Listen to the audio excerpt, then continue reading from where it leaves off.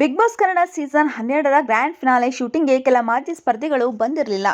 ಗೆಲ್ಲಿ ಗೆದ್ಮೇಲೆ ಅಭಿನಂದಿಸಲು ಕೂಡ ಸಹ ಸ್ಪರ್ಧಿಗಳು ಸ್ಟೇಜ್ ಮೇಲೆ ಬರಲಿಲ್ಲ. ಟಾಪ್ 5 ಸ್ಪರ್ಧಿಗಳ ವೋಟಿಂಗ್ ಅಂಕಿ-ಅಂಶಗಳನ್ನು ಕೂಡ ರಿವೀಲ್ ಮಾಡಲಿಲ್ಲ. ಇದೆಲ್ಲ ವಿಚಿತ್ರ ಅಂತ ನಿಮಗೆ ಅನ್ಸೋದಿಲ್ವಾ? ಹೌದು, ಎಕ್ಸ್ಪೆಕ್ಟ್ ದ ಅನ್ಎಕ್ಸ್ಪೆಕ್ಟೆಡ್ ಆಗಿದ್ದರೂ ಗಿಲ್ಲಿ ನಟನ ಗೆಲುವು ಆರಂಭದಿಂದಲೇ ಎಕ್ಸ್ಪೆಕ್ಟೆಡ್ ಆಗಿತ್ತು. ಆದರೆ ಗ್ರ್ಯಾಂಡ್ ಫಿನಾಲೆಯಲ್ಲಿ ಕೆಲವು ಎಕ್ಸ್ಪೆಕ್ಟೆಡ್ ಘಟನೆಗಳು ಜರುಗಲಿಲ್ಲ. ರಕ್ಷಿತಾ ಶೆಟ್ಟಿ 2ನೇ ಸ್ಥಾನ ಪಡೆದರೆ ಅಶ್ವಿನಿ ಗೌಡ 3ನೇ ಸ್ಥಾನಕ್ಕೆ ತೃಪ್ತಿ ಪಟ್ಟುಕೊಂಡಿದ್ದರು.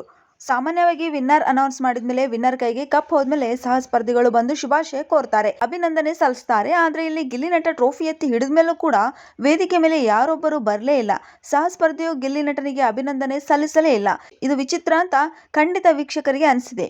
ಒಂದು ಸೀಸನ್ನ ಗ್ರ್ಯಾಂಡ್ ಫಿನಾಲೆ ಅಂದ್ರೆ ಆ ಸೀಸನ್ ಅಲ್ಲಿ ಸ್ಪರ್ಧಿಸಿದ ಎಲ್ಲಾ ಸ್ಪರ್ಧಿಗಳು ಸೇರೋದು ವಾಡಿಕೆ.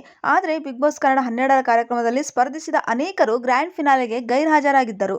ಮಿಡ್ ಸೀಸನ್ನ ಫಿನಾಲೆಯಲ್ಲಿ ಅಶ್ವಿನಿ ಹಾಗೂ ಮಂಜು ಭಾಷಿಣಿ ಎಲಿಮಿನೇಟ್ ಆಗಿದ್ದರು. ಇವರಿಬ್ಬರು ಗ್ರ್ಯಾಂಡ್ ಫಿನಾಲೆಯನ್ನು ಮಿಸ್ ಮಾಡಿದ್ದಾರೆ. ಗ್ರ್ಯಾಂಡ್ ಫಿನಾಲೆ ಸಂಚಿಕೆಯ ಶೂಟಿಂಗ್ಗೆ ಮುದ್ದುಲಕ್ಷ್ಮಿ ಸೀರಿಯಲ್ ಖ್ಯಾತಿಯ ಅಶ್ವಿನಿ ಮತ್ತು ಪುಟ್ಟಕ್ಕನ ಮಕ್ಕಳು ನಟಿ ಮಂಜು ಭಾಷಿಣಿ ಬರಲಿಲ್ಲ. ಇನ್ನು ಬಿಗ್ ಬಾಸ್ ಮುಖ್ಯ ದ್ವಾರ ಓಪನ್ ಇದ್ದಾಗ ಯಾರಿಗೂ ಹೇಳದೆ ಕೇಳದೆ ಹೊರ ಕಾಲಿಟ್ಟಿದ್ದವರು ಚಂದ್ರಪ್ರಭಾ. ಸ್ವಲ್ಪ ಅಪ್ಸೆಟ್ ಆದ ಹಾಗೆ ಕಂಡು ಬಂದಿದ್ದ ಚಂದ್ರಪ್ರಭಾ ಗ್ರ್ಯಾಂಡ್ ಫಿನಾಲೆ ಸಂಚಿಕೆಗೂ ಕೂಡ ಬಂದಿಲ್ಲ. ಕುಟುಂಬಸ್ಥರೊಬ್ಬರು ತೀರಿಕೊಂಡಿದ್ದಾರೆ ಎಂದು ಕಾರಣ ಹೇಳಿ ಚಂದ್ರಪ್ರಭಾ ಹಾಜರಾಗಿಲ್ಲ ಎಂಬ ಮಾಹಿತಿ ತಿಳಿದು ಬಂದಿದೆ. ಇನ್ನು ಕಲರ್ಸ್ ಕನ್ನಡ ವಾಹಿನಿಯಲ್ಲಿ ಆಂಕರ್ ಆಗಿದ್ದ ಜಾನ್ವಿ ಕೂಡ ಗ್ರ್ಯಾಂಡ್ ಫಿನಾಲೆ ಶೂಟಿಂಗ್ಗೆ ಬಂದಿಲ್ಲ.